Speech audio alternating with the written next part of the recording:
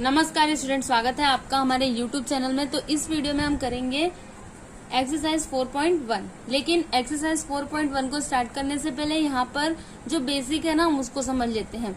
जैसे देखिए यहाँ पर सीक्वेंस। तो सीक्वेंस क्या होता है? देखिए, a set of numbers where the numbers are arranged in a definite order is called a sequence. मतलब वो सेट ऑफ नंबर्स जिसमें नंबर्स को ना एक डेफिनेट ऑर्डर में अरेंज किया गया हो, उसे हम क्या कहते हैं? सीक्वेंस कहते हैं। फॉर एग्जाम्पल देखिए यहाँ पर ये नंबर्स लिखे हुए हैं ना, 1 2 3 4 5 6 7 8 9 10 11 12।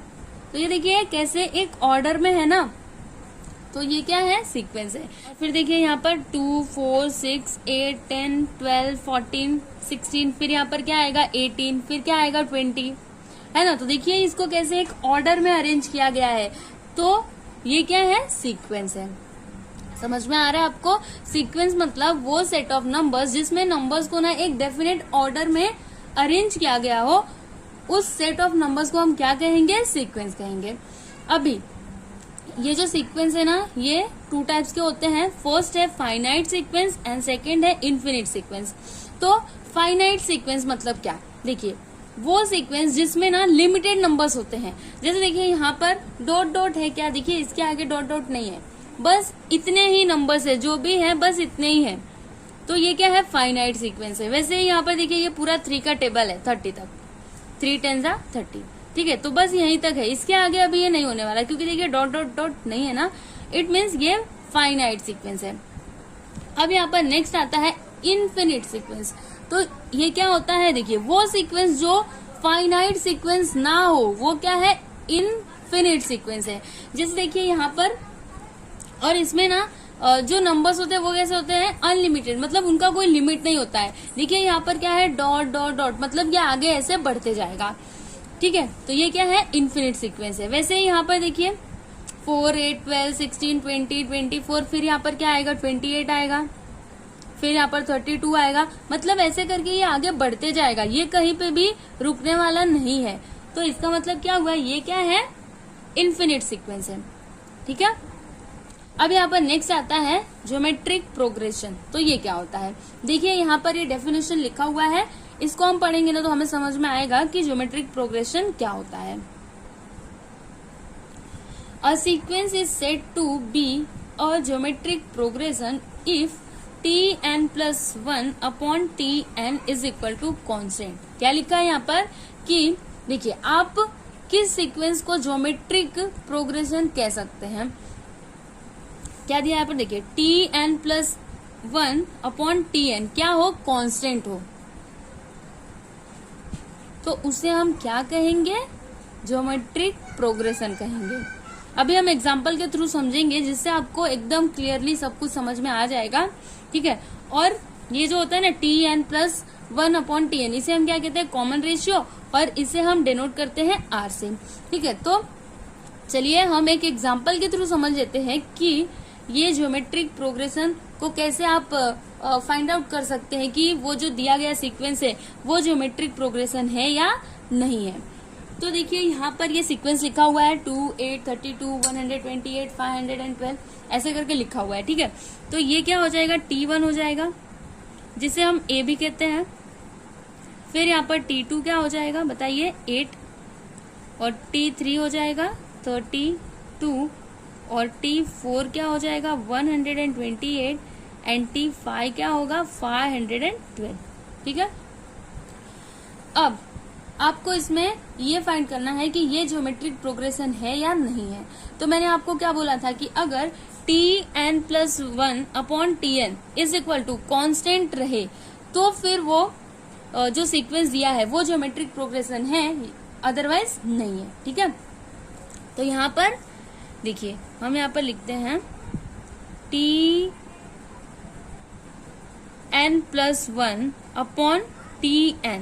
तो देखिए यहाँ पर हम लिखते हैं यहाँ पर T2 अपॉन T1, यही होगा ना, क्योंकि देखिए यहाँ पर n का वैल्यू 1 है, तो अगर n में आप +1 करेंगे तो 2 ही आएगा ना।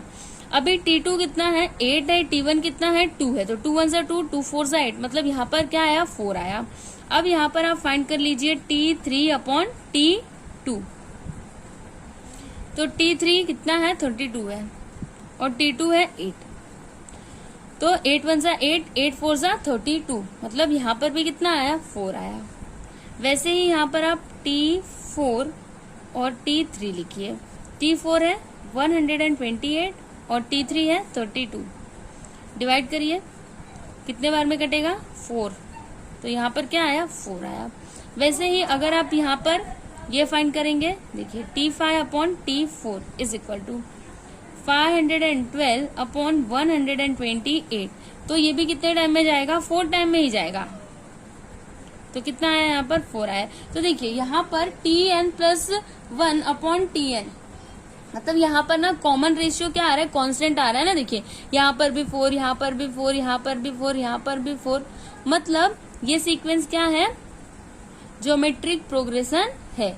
अगर ये कांस्टेंट आता है तो फिर दिया गया सीक्वेंस ज्योमेट्रिक प्रोग्रेशन है, अदरवाइज नहीं है। तो यहाँ पर है ना, क्योंकि देखिए हर जगह क्या आया 4 4 ही आया ना, कॉमन रेशियो क्या आया, यहाँ पर भी 4 आया, यहाँ पर भी 4, यहाँ पर भी 4, यहाँ पर भी 4।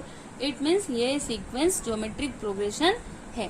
तो आई होप कि आपको समझ में आ गया होगा कि ज्योमेट्रिक प्रोग्रेशन हम किसे कहते हैं। ठीक है, अब हम यहाँ पे एक फॉर्मूला है जो देख लेते हैं, उसके बाद हम स्टार्ट करेंगे एक्सरसाइज 4.1।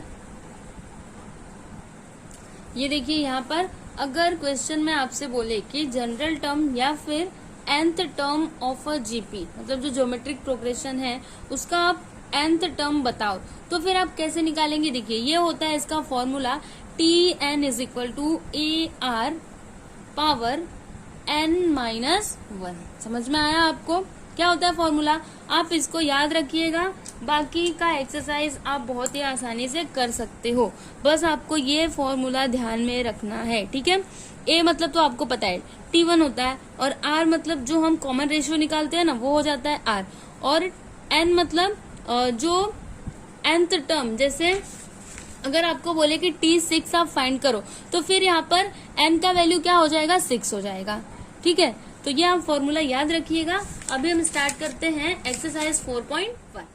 तो ये देखिए यहाँ पर एक्सरसाइज 4.1 में क्वेश्चन नंबर 1 क्या दिया है, verify whether the following sequences are GP मतलब geometric progression, if so find Tn। देखिए यहाँ पर आपको क्या फाइंड करना है, यहाँ पर सबसे पहले तो आपको ये बताना है कि ये जो सीक्वेंसेस दिए हुए हैं ये ज्योमेट्रिक प्रोग्रेशन है या फिर नहीं है, और अगर ये सीक्वेंसेस ज्योमेट्रिक प्रोग्रेशन है तो फिर आपको यहाँ पर क्या फाइंड करना है, Tn फाइंड करना है। ठीक है, तो यहाँ पर हम फर्स्ट वन करते हैं। तो ये देखिए यहाँ पर हमने क्वेश्चन नंबर 1 का फर्स्ट वन लिख लिया है। क्या है यहाँ पर 2 6 18 54, और फिर इसके आगे ये ऐसे जाता जाएगा। अभी ये जो सीक्वेंस दिया है ये ज्योमेट्रिक प्रोग्रेशन है या नहीं है, सबसे पहले तो हमें ये फाइंड करना है। तो देखिए हम इसको कैसे करेंगे, यहाँ पर T1 जिसे हम A भी कहते हैं क्या हो जाएगा 2, फिर यहाँ पर T2 कितना होगा 6 होगा, T3 होगा 18, एंड यहाँ पर T4 हो जाएगा 54। ठीक है, तो मैंने आपको बताया था ना कि आप कैसे फाइंड आउट कर सकते हैं कि दिया गया सीक्वेंस ज्योमेट्रिक प्रोग्रेशन है या नहीं है। देखिए मैंने आपको यहाँ पर बताया था, वैसे ही हमें यहाँ पर भी करना है। तो यहाँ पर देखिए T1 तो हमें पता है, अभी यहाँ पर हम कॉमन रेशियो फाइंड करेंगे। अगर कॉमन रेशियो कांस्टेंट आता है तो फिर दिया गया सीक्वेंस ज्योमेट्रिक प्रोग्रेशन है, और अगर ऐसा नहीं होता है तो फिर वो नहीं है। तो यहाँ पर हम लिखेंगे T2 अपॉन T1। तो T2 कितना है 6 है, T1 है 2। तो देखिए यहाँ पर 2 1 सा 2 और 2 3 सा 6, यहाँ पर क्या आया 3 आया। फिर T3 अपॉन T2 करिए, क्या आएगा, T3 है 18 और T2 है 6, तो 6 1 सा 6, 6 3 सा 18, यहाँ पर भी क्या आया 3 आया। फिर यहाँ पर आप करिए T4 अपॉन T3, T4 है 54 और T3 है 18, तो 18 1 सा 18 और 18 3 सा क्या हो जाएगा 54, तो यहाँ पर भी क्या आया 3। तो देखिए यहाँ पर जो रेशियो है वो क्या आ रहा है, कांस्टेंट आ रहा है ना, यहाँ पर भी 3, यहाँ पर भी 3, यहाँ पर भी 3 है ना। तो इसका मतलब क्या हुआ कि ये जो सीक्वेंस दिया है ये क्या है, ज्योमेट्रिक प्रोग्रेशन है। तो आप इसको कैसे लिखेंगे, देखिए हम यहाँ पर लिखते हैं the ratio of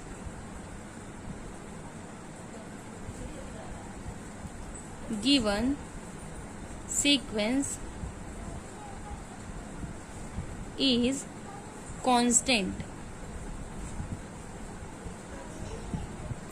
so therefore it is a GP, it means geometric progression। ठीक है, तो यहाँ पर क्वेश्चन में क्या दिया था कि अगर दिया गया सीक्वेंस ज्योमेट्रिक प्रोग्रेशन है तो फिर आपको क्या फाइंड करना है, TN फाइंड करना है। ठीक है, और मैंने आपको TN का फॉर्मूला क्या बताया था, देखिए यहाँ पर ARN-1, ये देखिए। तो यहाँ पर आप लिखिए फॉर्मूला पहले तो TN is equal to ARN-1। अब TN is equal to A कितना है, देखिए यहाँ पर स्टार्टिंग में हमने फाइंड किया था ना, T1 को ही क्या कहते हैं, A कहते हैं, कितना है 2 है। तो आप यहाँ पर लिखिए 2। अब R कितना आया है, देखिए यहाँ पर 3 आया है ना, तो यहाँ पर आप लिख दीजिए 3। और उसके बाद यहाँ पर क्या है N-1, तो यहाँ पर आप लिख दीजिए N-1। बस ये हो गया TN। तो इस तरह से यहाँ पर हमने क्वेश्चन नंबर 1 का फर्स्ट वन कंप्लीट किया। अगर आपको इसका स्क्रीनशॉट लेना है तो आप ले सकते हैं। फिर हम देखते हैं यहाँ पर नेक्स्ट वन। देखिए यहाँ पर नेक्स्ट वन क्या दिया है,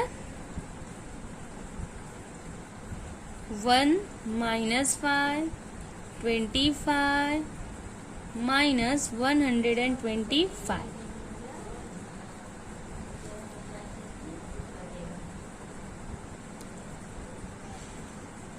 तो यहाँ पर देखिए T1 क्या हो जाएगा, T1 मतलब A 1, और यहाँ पर T2 हो जाएगा -5, T3 होगा 25 एंड T4 होगा यहाँ पर -125।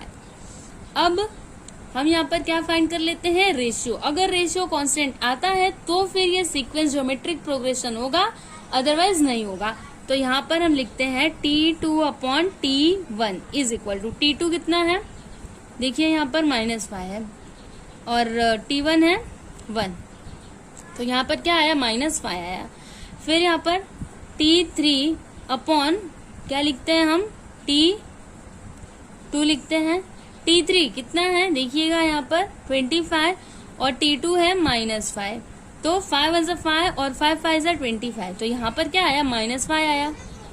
फिर वैसे ही यहाँ पर T4/T3 लिखिए, तो T4 बताइए कितना है, -125 और यहाँ पर T3 है 25, तो 25 × 25 एंड 25 × 5 = 125, तो यहाँ पर क्या आया, -5। तो ये देखिए यहाँ पर ये जो रेशियो आया है, कॉमन रेशियो, ये क्या आ रहा है, कांस्टेंट आ रहा है ना, -5 -5 -5 है ना। तो इसका मतलब क्या हुआ कि ये जो सीक्वेंस है ये क्या है, ज्योमेट्रिक प्रोग्रेशन है। तो इसको आप यहाँ पर लिखिए, the ratio of given sequence is constant, so therefore it is a geometric progression. ठीक है, तो अभी क्वेश्चन में क्या बोला था कि अगर सीक्वेंस ज्योमेट्रिक प्रोग्रेशन है तो फिर हमें वहां पर क्या फाइंड करना था, TN फाइंड करना था। तो चलिए हम यहाँ पर साइड में TN भी फाइंड कर लेते हैं। देखिए यहाँ पर हम साइड में कर रहे हैं, आप अपनी नोटबुक में इसके नीचे करिएगा। ठीक है, तो TN का फॉर्मूला क्या होता है, AR⁻n-1। तो यहाँ पर TN is equal to, A का वैल्यू बताइए 1 है और यहाँ पर R कितना आया है, देखिए -5, तो यहाँ पर आप लिख दीजिए -5, फिर n-1, तो यहाँ पर क्या हो जाएगा, TN इज इक्वल टू -5 और यहाँ पर पावर में क्या आ जाएगा n-1।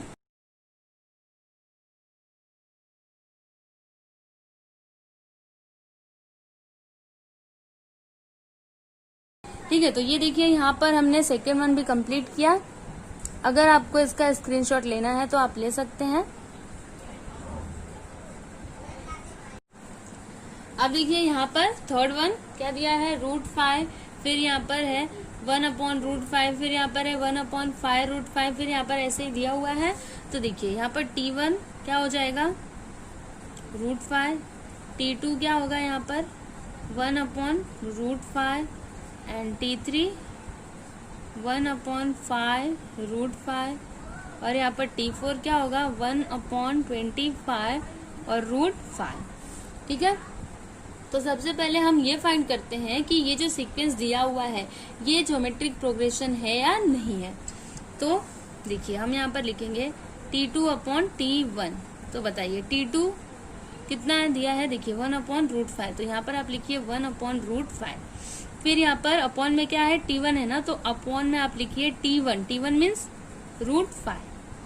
ठीक है, अभी देखिए √5 को आप ऐसे भी तो लिख सकते हैं ना √5/1, क्योंकि दोनों का मतलब वही होगा, चाहे आप √5/1 लिखो या फिर बस √5 लिखो। ठीक है, अब देखिए यहाँ पर क्या है 1/√5, तो आप यहाँ पर लिखिए 1/√5।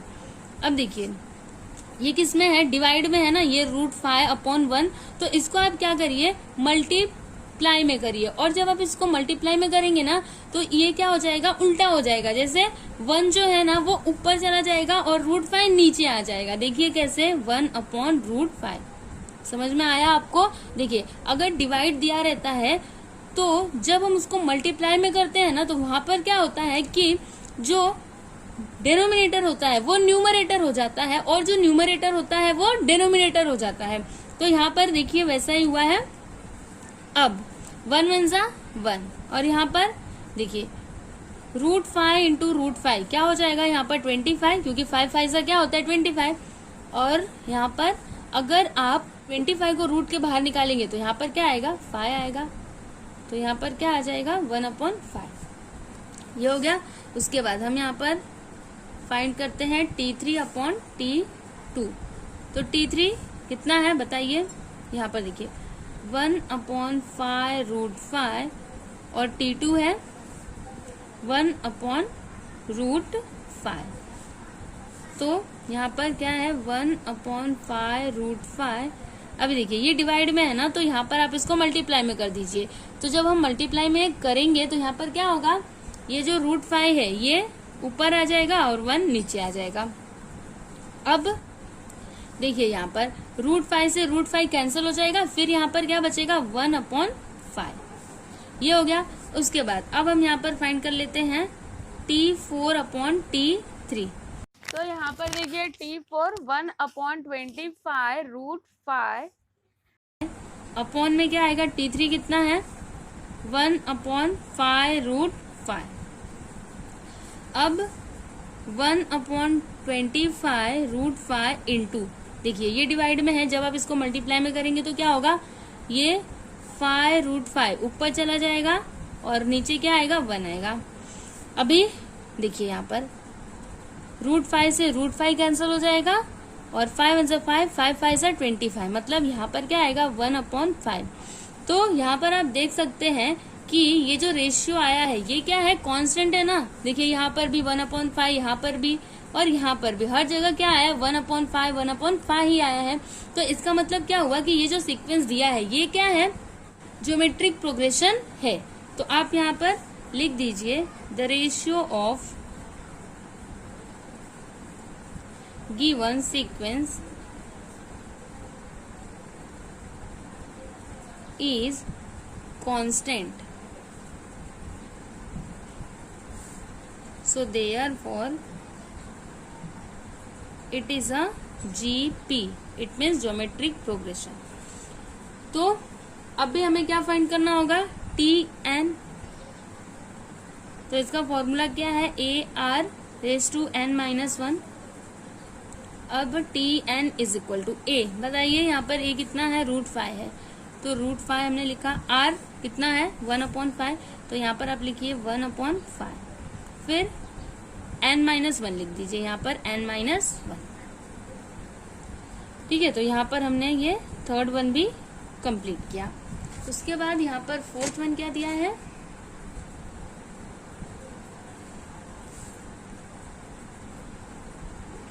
3, 4, 5, 6। तो यहाँ पर देखिए T1 is equal to A, क्या हो गया 3, फिर T2 है 4 और T3 है 5, यहाँ पर T4 है 6। ठीक है, अब यहाँ पर T2/T1 क्या हो जाएगा, T2 कितना है 4 है और यहाँ पर T1 है 3, तो यहाँ पर क्या हो गया 4/3। ठीक है, अगर आप इसके आगे इसको सॉल्व करेंगे ना तो यहाँ पर आंसर पॉइंट में आएगा। तो हमें पता है कि जो रेशियो होता है वो कभी भी पॉइंट में नहीं होता है। अब यहाँ पर हम T3/T2 लिखते हैं। T3 कितना है 5 है और T2 है 4, तो यहाँ पर देखिए क्या आया 5/4 आया। वैसे ही अगर आप यहाँ पे T4/T3 लिखते हैं तो क्या आता है 6/5 आएगा। तो देखिए यहाँ पर ये जो रेशियो है कॉमन रेशियो वो कांस्टेंट है क्या, नहीं है। देखिए हर जगह अलग अलग है, यहाँ पर 4/3 है, यहाँ पर 5/4 है, यहाँ पर 6/5 है। तो इसका मतलब क्या हुआ कि ये जो सीक्वेंस दिया है ये ज्योमेट्रिक प्रोग्रेशन नहीं है। तो आप इसको कैसे लिखेंगे, देखिए यहाँ पर हम इसका आंसर लिखेंगे the ratio of given sequence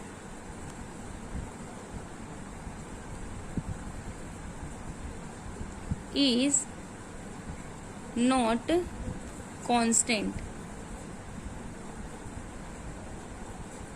so therefore it is not a geometric progression। ठीक है, तो यहाँ पर हमने फोर्थ वन कंप्लीट किया। अब यहाँ पर फिफ्थ वन क्या दिया है, यहाँ पर हम इसको सॉल्व करते हैं। 7, 14, 21, 28।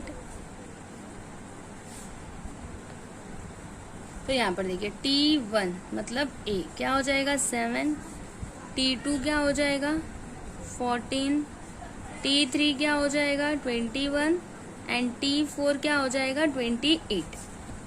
अब यहाँ पर हम T2/T1 फाइंड कर लेते हैं। तो T2 है 14 और T1 कितना है 7 है, तो 7 × 7, 7 2 14, मतलब यहाँ पर क्या आया 2 आया। अब T3/T2 करिए, T3 है 21 और T2 है 14, तो यहाँ पर क्या आएगा, देखिए अगर आप इसको 7 से काटेंगे तो 7 3 21 और 7 2 14, मतलब यहाँ पर क्या आया 3/2 आया। और यहाँ पर अगर आप T4/T3 करेंगे तो 28/21, तो 7 3 21 हो जाएगा और 7 4 28, मतलब यहाँ पर क्या आएगा 4/3। तो यहाँ पर देखिए ये जो रेशियो आ रहा है ये कैसा है, कांस्टेंट नहीं है, हर जगह देखिए अलग अलग है। यहाँ पर 2 आया, यहाँ पर 3/2, फिर यहाँ पर 4/3, मतलब ये जो सीक्वेंस दिया है ये ज्योमेट्रिक प्रोग्रेशन नहीं है। तो आप यहाँ पर क्या लिखेंगे, the ratio of given sequence is not constant, so therefore it is not a GP। ठीक है, तो इस तरह से यहाँ पर हमने क्वेश्चन नंबर 1 कंप्लीट किया। देखिए यहाँ पर क्वेश्चन नंबर 1 में कितने सम थे, 5 थे ना, तो यहाँ पर हमने ये सभी सॉल्व कर लिए। अब यहाँ पर क्वेश्चन नंबर 2 है फॉर द जीपी। देखिए यहाँ पर फर्स्ट वन क्या दिया है, if R is equal to 1/3 and A is equal to 9 find T7। बहुत ही इजी है, देखिए आपको कैसे इसे सॉल्व करना है। यहाँ पर सेकंड का फर्स्ट वन, R कितना दिया है 1/3 एंड A है 9, तो आपको यहाँ पर क्या फाइंड करना है, T7 फाइंड करना है। तो देखिए हमारे पास फॉर्मूला है ना T n का, क्या फॉर्मूला है, T N is equal to A R N minus one. यहाँ पर क्या फाइंड करना है, T7। तो आप यहाँ पर लिखिए T7 इज इक्वल टू, अभी A कितना दिया है, N दिया है, R कितना है 1/3 है, N कितना है 7 है ना, क्योंकि देखिए N के प्लेस पर हमने क्या लिखा है 7 लिखा है, तो यहाँ पर आप लिखिए 7 माइनस 1। अब 9 और यहाँ पर 1/3 और पावर क्या आ जाएगा 6 आ जाएगा, क्योंकि देखिए 7 माइनस 1 करेंगे तो 6 ही आएगा। अब यहाँ पर देखिए हमने 9 लिखा इंटू, ये देखिए 1/3 और इसका पावर कितना है 6 है ना, तो इसको हम 6 टाइम लिख सकते हैं। 1/3 into 1/3 into 1/3 into 1/3 into 1/3 into 1/3। ये देखिए हमने 1/3 को 6 टाइम लिख दिया। अब देखिए यहाँ पर 3 1 जा 3, 3 3 जा 9, ठीक है, और यहाँ पर 3 से 3 कैंसिल हो जाएगा। अब ये जो बाकी के बचे हुए टर्म्स है ना, इन सबको हम मल्टीप्लाई कर देते हैं, तो मल्टीप्लाई करिए, यहाँ पर तो 1 ही आएगा। 3 3 जा 9, 9 3 जा 27 और 27 3 जा क्या होता है 81। तो यहाँ पर आप लिखिए 81। तो यहाँ पर T7 कितना आया 1/81, ठीक है। तो यहाँ पर हमने फर्स्ट वन कंप्लीट किया। उसके बाद यहाँ पर सेकेंड वन है, if A is equal to 7/243 and R is equal to 1/3, then हमें क्या फाइंड करना है, T3 हमें फाइंड करना है, ये हमें फाइंड करना है। तो सेम फॉर्मूला अप्लाई करना है यहाँ पर भी। फॉर्मूला क्या है हमारे पास, Tn is equal to A R power n minus 1। यहाँ पर लिखते हैं T3 इज इक्वल टू, ए बताइए कितना दिया है 7/243, R कितना है 1/3, n मतलब 3 माइनस 1, 7/243, फिर यहाँ पर 1/3, 3 माइनस 1 करिए, पावर क्या आ जाएगा 2। तो अब आप इसको ऐसे लिख सकते हैं 7/243 इंटू 1/3 इंटू 1/3, है ना। तो अब हम क्या करते हैं, मल्टीप्लाई कर देते हैं। तो यहाँ पर 7 का मल्टीप्लाई 1 में करेंगे तो 7 ही होगा, और वही 7 का मल्टीप्लाई अगर हम फिर से 1 में करेंगे तो 7 ही आएगा, तो यहाँ पर तो 7 आएगा। अब यहाँ पर आप मल्टीप्लाई करिए, ये तीनों को मल्टीप्लाई करना है, ठीक है। तो चलिए हम यहाँ पर साइड में करके देख लेते हैं। ये देखिए यहाँ पर हम मल्टीप्लाई कर रहे हैं 243 इंटू 3, देखिए यहाँ पर है ना 3 3 3 से 9, 3 4 से 12, 3 2 से 6 1 7, फिर 3 से मल्टीप्लाई करना है।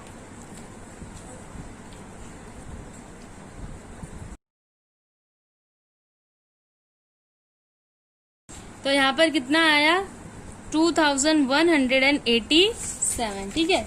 तो यहाँ पर हम लिख देते हैं therefore T3 is equal to 7/2187। अब देखिए यहाँ पर थर्ड वन क्या दिया है कि अगर A इज इक्वल टू 7 और R इज इक्वल टू -3 है, तो फिर आपको फाइंड करना है T6। तो हमारे पास फॉर्मूला क्या है, Tn is equal to A R power n minus 1। तो यहाँ पर T6 इज इक्वल टू क्या हो जाएगा, A का वैल्यू बताइए 7 और R है -3 और यहाँ पर n मीन्स 6 माइनस 1, तो कितना हो जाएगा यहाँ पर देखिए 7 माइनस 3 रेज टू 5। अब यहाँ पर 7 इंटू, देखिए अगर आप -3 को 5 टाइम मल्टीप्लाई करेंगे तो कितना आएगा,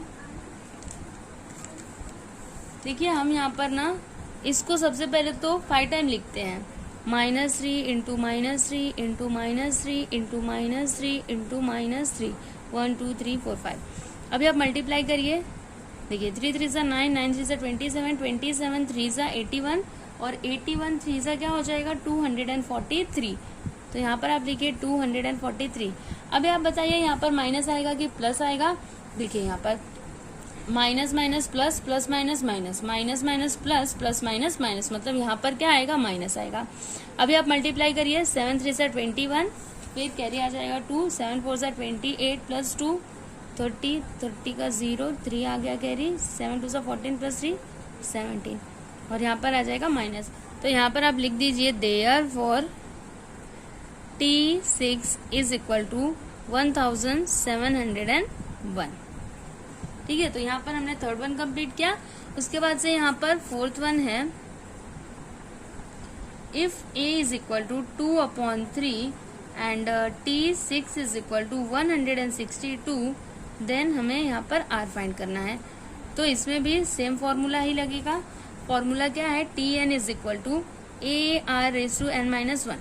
तो यहाँ पर T6 is equal to A कितना है, 2/3 है, और R तो हमें नहीं पता, और N कितना है, 6 - 1 हो जाएगा। अब देखिए यहाँ पर T6 है 162 इज इक्वल टू 2/3, और यहाँ पर R 6 - 1 करिए, क्या आ जाएगा यहाँ पर, पावर 5। अब ये जो अपॉन में 3 है, इसको जब हम इस साइड लेंगे तो ये मल्टीप्लाई में हो जाएगा, और ये जो 2 है ये आ जाएगा डिवाइड में। तो यहाँ पर आप लिखिए 162 इंटू 3 अपॉन में 2 इज इक्वल टू R⁵5। अब देखिए यहाँ पर 2 1 ज़ा 2, 2 8 ज़ा 16, और यहाँ पर 2 1 ज़ा 2 कितना आया, 81 इंटू 3। दोनों को मल्टीप्लाई करिए, क्या आएगा, यहाँ पर हम इसको साइड में करते हैं।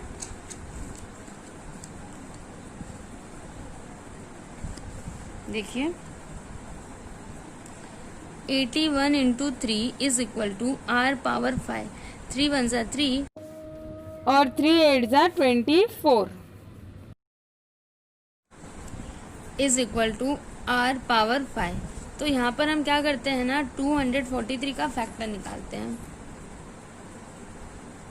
तो इसको हम 2 से तो डिवाइड नहीं कर सकते, 3 से कर सकते हैं। देखिए 3 8 सा क्या होता है, 24 होता है, और 3 1 सा 3, फिर इसको 3 से करेंगे तो 3 2 सा 6, इसमें से 2 बचेगा, यहाँ पर 21 हो जाएगा, और 3 7 सा क्या होता है, 21, फिर 3 9 सा 27, और 3 3 सा 9, और फिर यहाँ पर 3 1 सा 3। तो देखिए यहाँ पर 3 कितने टाइम है, 1 2 3 4 5, तो 3 इंटू 3 इंटू 3 इंटू 3 इंटू 3। तो इसको आप ऐसे भी तो लिख सकते हैं ना कि 3 पावर 5 है ना, ऐसे तो आप लिख सकते हैं। इसका मतलब तो यही हुआ ना। तो 243 के प्लेस पर आप लिख दीजिए 3 का पावर क्या आ जाएगा, यहाँ पर 5 आ जाएगा, और यहाँ पर R का पावर क्या है, 5 है। तो यहाँ पर देखिए 3 का पावर क्या है, 5 है, यहाँ पर R का पावर क्या है, 5 है। तो यहाँ पर R का वैल्यू क्या हो जाएगा, 3 हो जाएगा, है ना। तो यहाँ पर हम लिखेंगे therefore R is equal to 3। तो ये देखिए हमने यहाँ पर R का भी वैल्यू फाइंड आउट कर लिया। तो यहाँ पर हमने क्वेश्चन नंबर 2 कंप्लीट किया। उसके बाद देखिए यहाँ पर क्वेश्चन नंबर 3 क्या दिया है, which term of the GP 5 25 125 625 is 5 power 10। तो देखिए यहाँ पर आपको क्या फाइंड करना है। देखिए यहाँ पर ये जो सीक्वेंस दिया है इसमें A क्या होगा बताइए, 5 हो जाएगा, और यहाँ पर R क्या होगा, कितना होगा, देखिए 25/5 करिए, 5 1 से 5 5 5 से 25, मतलब यहाँ पर R हो जाएगा 5, ठीक है। और यहाँ पर Tn है 5 पावर 10। आपको यहाँ पर क्या फाइंड करना है, n का वैल्यू फाइंड करना है, ठीक है।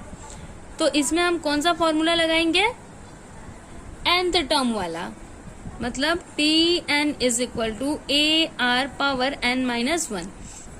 तो यहाँ पर Tn इसका वैल्यू है 5⁻10, तो यहाँ पर आप लिख दीजिए इज इक्वल टू A मतलब 5 और R भी है 5, तो यहाँ पर हमने 5 लिखा, और यहाँ पर n-1। अब देखिए 5⁻10 इज इक्वल टू, ये देखिए यहाँ पर पावर कुछ भी नहीं दिया है ना, मतलब यहाँ पर क्या होगा, 1 होगा, ठीक है। तो इसको हम ऐसे लिख सकते हैं ना 5, और ये जो पावर्स हैं इनको हम प्लस कर देंगे, क्योंकि देखिए यहाँ पर क्या है, दोनों मल्टीप्लाई में है ना, जैसे 5 इंटू 5 है ना, इसलिए हम क्या करेंगे, ये जो पावर्स है ना इनको प्लस कर देंगे। तो यहाँ पर क्या हो जाएगा 1 प्लस n-1, ठीक है। अब यहाँ पर 5⁻10 इज इक्वल टू, देखिए 1 से 1 कैंसिल हो जाएगा, यहाँ पर क्या बचा 5 और पावर क्या आया है n, ठीक है। तो यहाँ पर देखिए n का वैल्यू क्या हो जाएगा 10 हो जाएगा ना, तो यहाँ पर हम लिखेंगे therefore n is equal to 10। तो ये हो जाएगा इसका आंसर। तो ये देखिए यहाँ पर हमने क्वेश्चन नंबर 3 सॉल्व कर लिया। उसके बाद ये जो बाकी के बचे हुए क्वेश्चंस है ना, क्वेश्चन नंबर 4, 5, 6, 7, 8, 9, 10, ये हम नेक्स्ट वीडियो में करेंगे, जिसका लिंक आपको डिस्क्रिप्शन में मिल जाएगा, ठीक है। और अगर आपको इसकी PDF फाइल चाहिए तो आप डिस्क्रिप्शन में दिए गए लिंक पर क्लिक करें। आपको ये वीडियो कैसा लगा प्लीज हमें कमेंट करके जरूर बताइएगा, और अगर आपको हमारा ये वीडियो अच्छा लगा तो आप प्लीज हमारे वीडियो को लाइक कर दीजिए। Thank you.